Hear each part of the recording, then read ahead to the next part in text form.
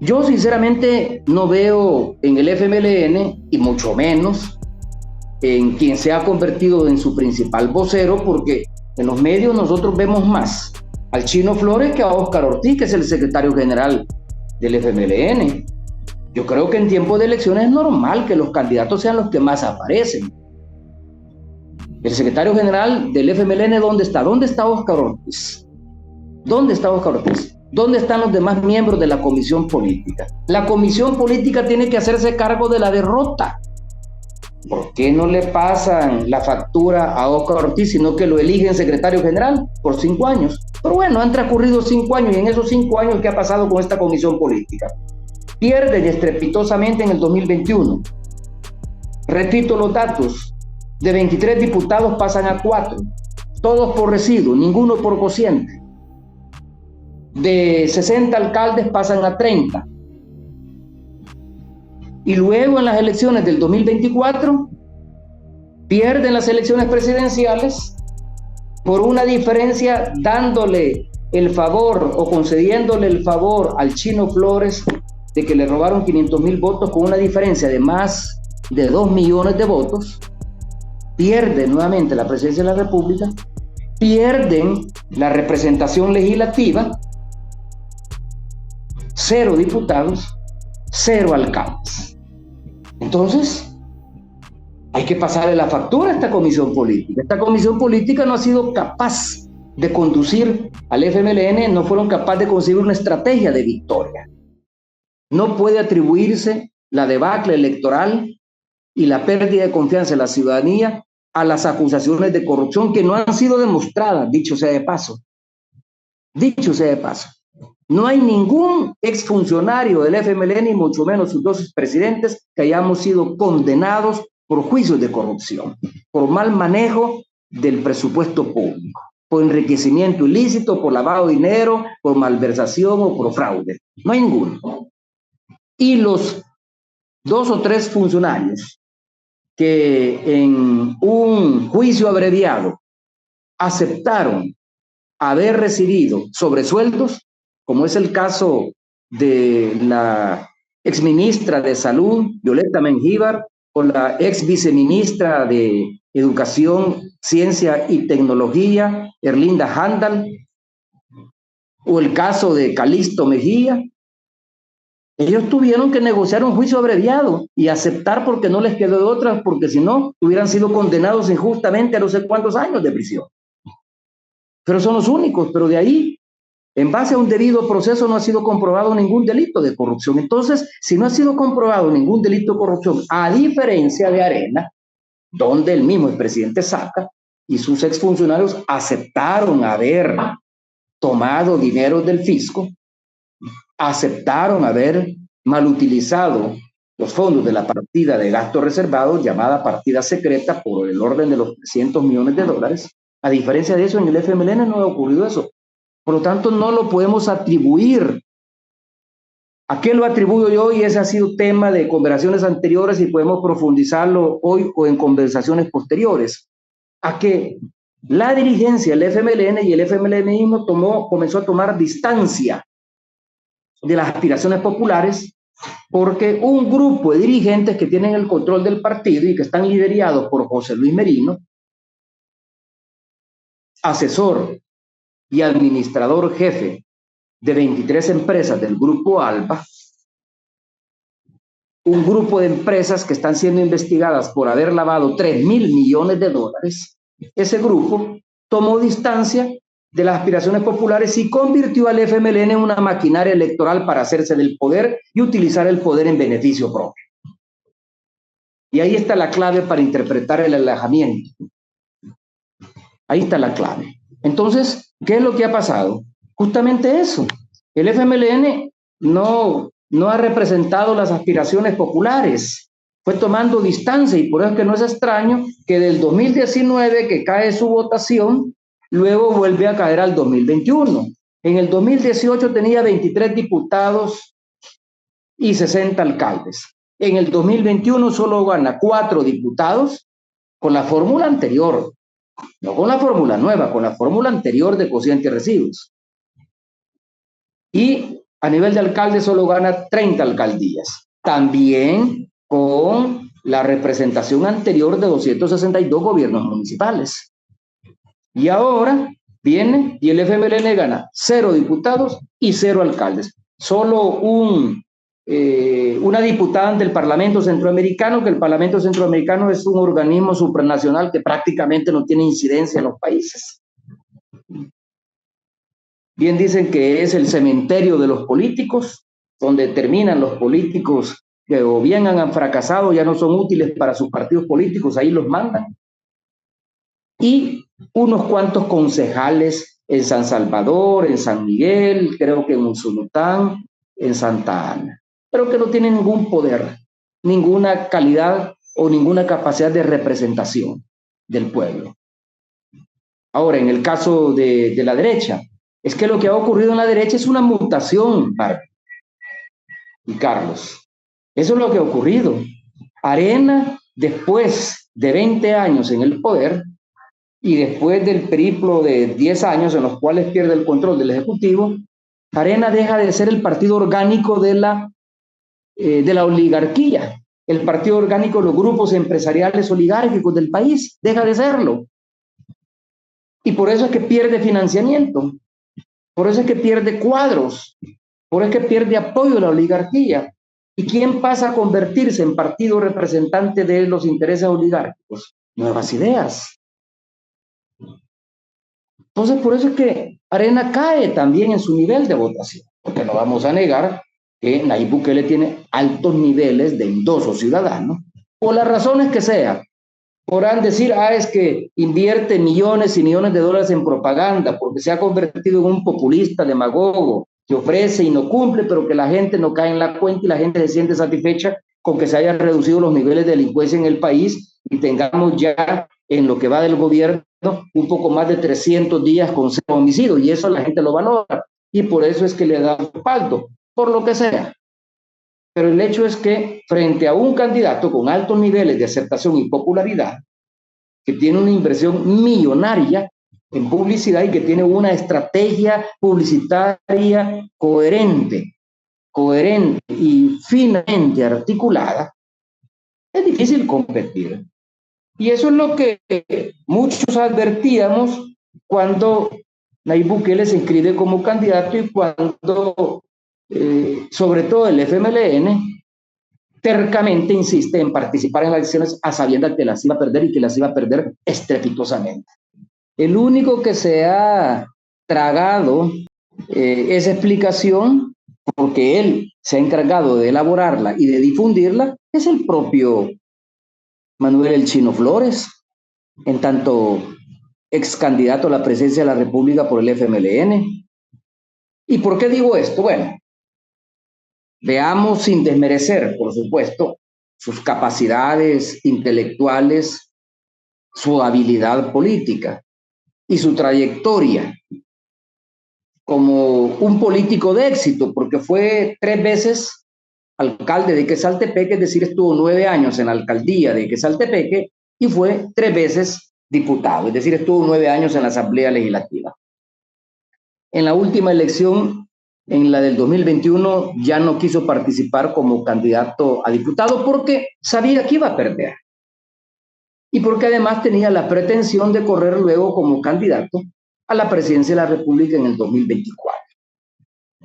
Yo sinceramente no veo en el FMLN, y mucho menos en quien se ha convertido en su principal vocero, porque en los medios nosotros vemos más al Chino Flores que a Óscar Ortiz, que es el secretario general del FMLN. Yo creo que en tiempos de elecciones es normal que los candidatos sean los que más aparecen. Y eso ocurre en cualquier país, en tiempos de elecciones. Pero cuando ya no estamos en elecciones o cuando estas acaban de pasar y sobre todo con la derrota que ha enfrentado el FMLN, tienen que aparecer otras voces. El secretario general del FMLN, ¿dónde está? ¿Dónde está Óscar Ortiz? ¿Dónde está Óscar Ortiz? ¿Dónde están los demás miembros de la comisión política? La comisión política tiene que hacerse cargo de la derrota. Esta comisión política, que fue elegida en el 2019 y que llega a ocupar cargos de dirección porque le atribuyen la derrota del FMLN en el 2019 a la comisión política anterior que presidía Medardo González. Esta comisión política no puede desentenderse de la derrota del 2021 ni de la derrota del 2024, porque son derrotas, no se pueden llamar de otra forma. Incluso son derrotas más vergonzosas. La derrota que debió de asumir Medardo González como secretario general del FMLN y quien estaba en ese momento en la comisión política, incluyendo José Luis Merino, que José Luis Merino estaba en la comisión política desde hace 15, 20 años atrás. Luego del fallecimiento de Chafik Hadal, él hereda la conducción del FMLN cuando Chafik Hadal fallece. Era el segundo al mando dentro del Partido Comunista. Lo hubiera sido Marcelo, pero acuérdense que Marcelo, el excomandante Marcelo, fue acusado de los secuestros que se dieron en la posguerra, particularmente de el hijo de Andrés Suster y de el hijo del empresario Nicolás Salum, entre otros secuestros. Entonces tuvo que irse del país y dicen que se fue a refugiar a Cuba y no sé si está en Cuba o ya falleció. Pero bueno, quien heredó la conducción entonces fue José Luis Merino. Y él heredó no solo la conducción del FMLN, sino que heredó también, no la conducción formal, porque no era él el secretario general, pero él era el que conducía al FMLN. Y su posición tenía peso, sencillamente porque manejaba la plata, manejaba las finanzas. Y aquí en los partidos políticos ocurre lo mismo que en las empresas. Quien paga el mariachi pide la canción. Si es José Luis Merino el que maneja la plata del FMLN, es el que toma las decisiones y es el que decide por encima de los demás. Y él ha manejado el grupo ALBA, luego el fallecimiento de Chafik Hadal. Y en estos momentos sigue siendo el asesor, uno de sus principales directivos, y que ha utilizado toda una estructura de testaferros para seguir manejando las empresas del grupo ALBA y seguirse beneficiando de las ganancias que siguen teniendo las empresas del grupo ALBA. Pero bueno, ¿qué pasó en el 2019? La comisión política se hizo cargo de esa derrota y va para afuera. Ninguno de los miembros de esa comisión política fueron elegidos, ninguno. A pesar de que Óscar Ortiz había estado en el gobierno como vicepresidente de la República. Él fue nombrado secretario general. Y por lo tanto, si según la comisión política, los gobiernos del FMLN tienen que ver con su debacle electoral, ¿por qué no le pasan la factura a Óscar Ortiz, sino que lo eligen secretario general por 5 años? Pero bueno, han transcurrido 5 años y en esos 5 años, ¿qué ha pasado con esta comisión política? Pierde estrepitosamente en el 2021. Repito los datos, de 23 diputados pasan a 4, todos por residuo, ninguno por cociente. De 60 alcaldes pasan a 30. Y luego en las elecciones del 2024, pierden las elecciones presidenciales por una diferencia dándole el favor o concediéndole el favor al Chino Flores de que le robaron 500,000 votos con una diferencia de más de 2 millones de votos, pierde nuevamente la presidencia de la República, pierden la representación legislativa, 0 diputados, 0 alcaldes. Entonces, hay que pasarle la factura a esta comisión política. Esta comisión política no ha sido capaz de conducir al FMLN, no fueron capaces de conseguir una estrategia de victoria. No fueron capaces de diseñar una estrategia comunicacional que los vinculara más a la aspiración del pueblo, porque no era ese su interés, Marvin y Carlos. El interés de esta comisión política controlada por José Luis Merino era respaldar al gobierno de Nayib Bukele por esa alianza política empresarial que viene construyéndose desde el 2012. Y el Chino Flores es un eslabón de esta estrategia, es una pieza de este engranaje. El Chino Flores se vanagloria que fue el único que decidió asumir la candidatura y salir en defensa del FMLN porque lo querían destruir. ¿Y quién lo quería destruir? Propios y extraños. incluyendo a José Luis Merino. A José Luis Merino ya no le interesa más el FMLN como partido revolucionario, le interesa tener un instrumento político que le reporte ganancias y que le permita hacer negocios con el Estado. Ese es el dirigente que tenemos al frente del FMLN y del cual participan y del cual son cómplices varios miembros de la comisión política, exfuncionarios del FMLN, como Marcel Orestes Ortiz, no es Marcel, perdón, Orestes Ortiz. Marcel es el que fue magistrado de la Corte Suprema de Justicia, oriundo de Armenia. Excelente persona, excelente abogado. No, me estoy refiriendo a Orestes Ortiz, quien fue ministro de Agricultura y Ganadería en tiempos de Sánchez Serén. Como es Roberto Lorenzana, que fue secretario técnico de la presidencia 2 años y luego secretario de Comunicaciones del gobierno de Sánchez Serén. El propio José Luis Merino, que fue viceministro de Relaciones Exteriores para la inversión extranjera. Como lo fue Óscar Ortiz, que fue vicepresidente de la República y luego secretario técnico de la presidencia. Todos ellos pactaron con Bukele. Hay una investigación interesante, voy a hacer referencia a 2 investigaciones. Hay una investigación del Faro, donde revela, con documentos a la mano, donde revela que del periodo 2015, ya con Sánchez Serén, al 2019, 2 empresas vinculadas al presidente Nayib Bukele recibieron fondos de la partida de gastos reservados. Hay 23 cheques del banco hipotecario, fondos por un poco más de $500,000, 523, $526,000. ¿Y cuáles son esas 2 empresas? Starlight, la empresa que era propiedad de Nayib Bukele y que fue propietaria de TVX, ahora ya no lo es más porque él mismo ha dicho que él vendió esa sociedad y vendió por lo tanto sus acciones en TVX, y Overmed, la empresa de publicidad de la familia Bukele. Recibió fondos de la partida de gastos reservados según esta investigación del periódico digital El Faro, por el orden del $500,000.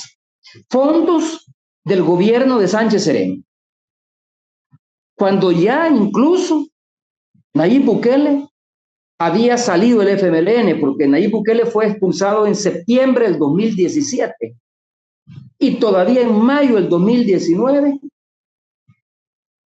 estas empresas del círculo cercano a Nayib Bukele recibieron cheques del banco hipotecario del gobierno de Sánchez Serén. Yo no estoy diciendo que Sánchez Serén fue cómplice de eso, pero alguien tuvo que haber tomado la decisión.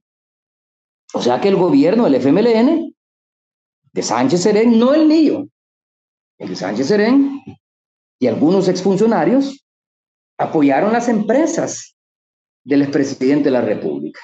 No solo eso, en todo el transcurso del gobierno de Sánchez Serén, varias empresas del círculo más cercano de amigos y familiares del presidente Bukele también recibieron préstamos, ya no de la partida de gastos reservados, sino que préstamos de las empresas del Grupo ALBA, incluyendo el propio presidente Nayib Bukele, que recibió $1,9 millones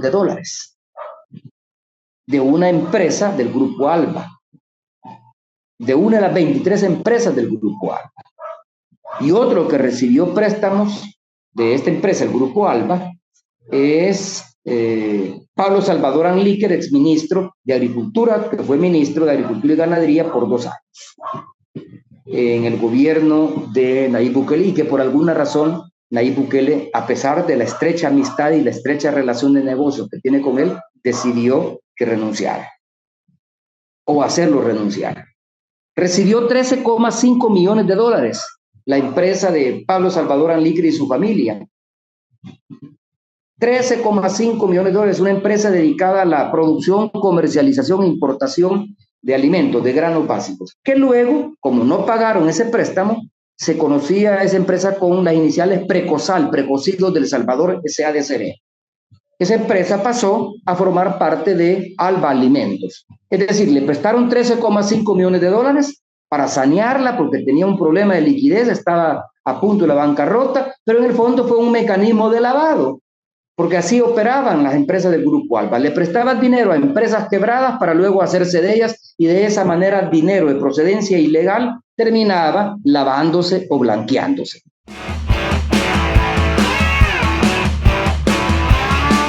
Gracias por ver este video. No olvides suscribirte, darle me gusta y activar la campanita.